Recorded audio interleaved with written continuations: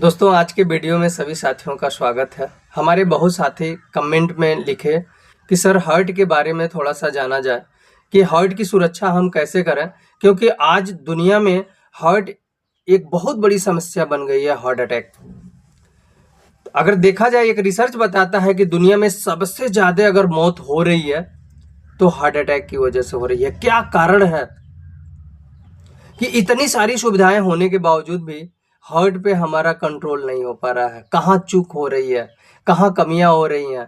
हम दवा भी खा रहे हैं लेकिन फिर भी हार्ट अटैक हो जा रहा है। इसके पीछे कारण क्या है सर? दोस्तों कारण ये है कि हम हार्ट के सुरक्षा के बारे में, हम हार्ट को कैसे केयर करें, हार्ट का कैसे देखभाल करें, ये हमें नहीं पता है। हम हार्ट को सुरक्षित कैसे करें ये हमें नहीं पता है।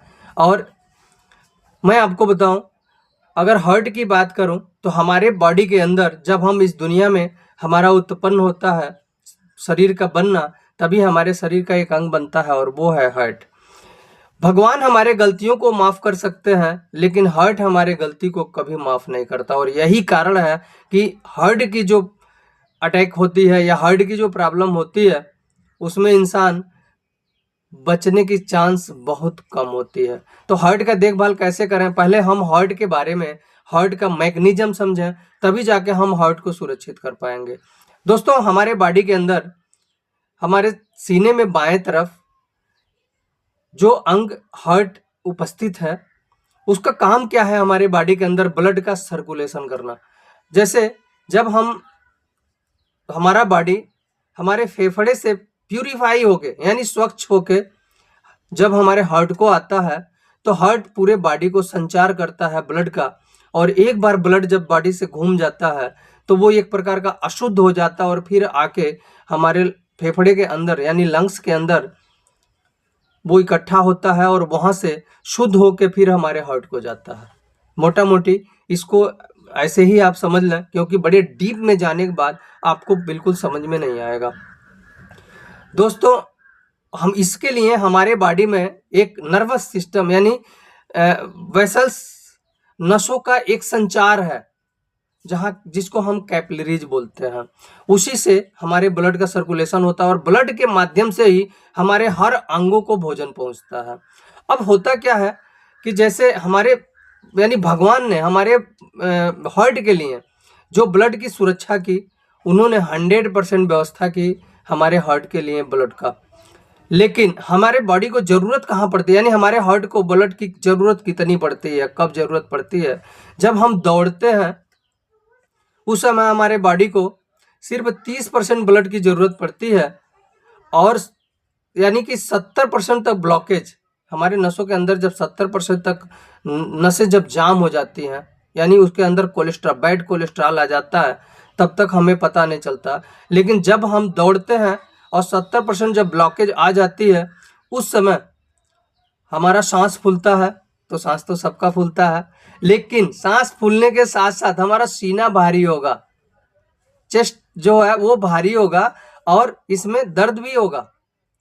लेकिन जब हम रुक जाएंगे तो धीरे धीरे कम हो जाएगा। उस समय जानिए कि 70% तक ब्लॉकेज हमारा हो गया है, अब हम उससे ऊपर जा रहे हैं। लेकिन जब हम मेहनत का कोई काम करें, जब हम सीढ़ियां चढ़ें, उस समय हमें ये प्रॉब्लम आए, सीना भारी हो, सांस फूले और सीने में दर्द हो, लेकिन रुकते ही धीरे धीरे कम हो जाए, तो जानिए कि हम 80% ब्लॉकेज में हैं। लेकिन अगर यह स्थिति सोते वक्त आ जाए, बैठने वक्त आ जाए, सीना भारी हो, सांस फूलना शुरू हो जाए और सीने में दर्द हो, तो जानिए कि हम 90% से ऊपर ब्लॉकेज में यानी नसें जाम हैं, वहाँ पे पहुँच गए हैं। अब होता क्या है कि जब हमें थोड़ी सी प्रॉब्लम आती है, हम अक्सर करके हम अपना जांच कराने जाते हैं ईसीजी। लेकिन ईसीजी जांच में हमें लेटा के किया जाता है और उस समय हमारे हार्ट को सिर्फ 10% ही ब्लड की ज़रूरत पड़ती है और इसीलिए ईसीजी नॉर्मल आ जाता है और हम सोचते हैं कि चलो भाई हमारा हार्ट बिल्कुल ठीक है। डॉक्टर को भी देते हैं कि भाई आपका हार्ट तो बिल्कुल सही है। दोस्तों जब हमें ये काम, जैसे चलने में प्रॉब्लम आना शुरू हो, दौड़ने में प्रॉब्लम आना शुरू हो, तो जब हम डॉक्टर के पास जाते हैं तो डॉक्टर कुछ दवाइयाँ हमें देते हैं। दवाइयाँ ज़रूरत भी है, जैसे ब्लड पतला करने की दवा, हमें दर्द न हो इसके लिए दवा, थोड़ी सी नसें हमारी जैसे मुलायम हो जाए उसके लिए दवा, हमें कुछ राहत मिल जाता है और हम कंफ्यूज हो जाते हैं कि चलो भाई हमें बीमारी से आराम है, लेकिन नहीं, आप उस बीमारी से बिल्कुल आराम नहीं है। क्यों? होता क्या है, जैसे एक नाली जाम हो जाती है कचड़े आ जाने से, उसी तरह से हमारे शरीर का नसें जाम हो जाती हैं, उसमें कोलेस्ट्रॉल यानी कि वो भी एक प्रकार का टॉक्सिन ही है जो हवा पानी भोजन के माध्यम से हमारे शरीर के अंदर जाता है, तो उससे तो जाम होती है, लेकिन सबसे ज़्यादा जाम होती है ये कोलेस्ट्रॉल।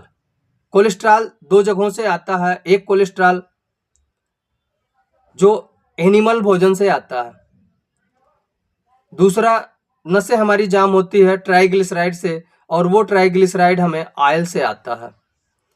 तो ये जो एनिमल भोजन है उसमें भी एक व्यवस्था है कि सबसे ज़्यादा कोलेस्ट्रॉल कहाँ से आता है, तो कोलेस्ट्रॉल सबसे ज़्यादा जिस मतलब पशु का टांग बड़ा हो उसके अंदर भी कोलेस्ट्रॉल सबसे ज़्यादा पाया जाता है, जिसका टांग छोटा हो उसके अंदर कोलेस्ट्रॉल कम पाया जाता है।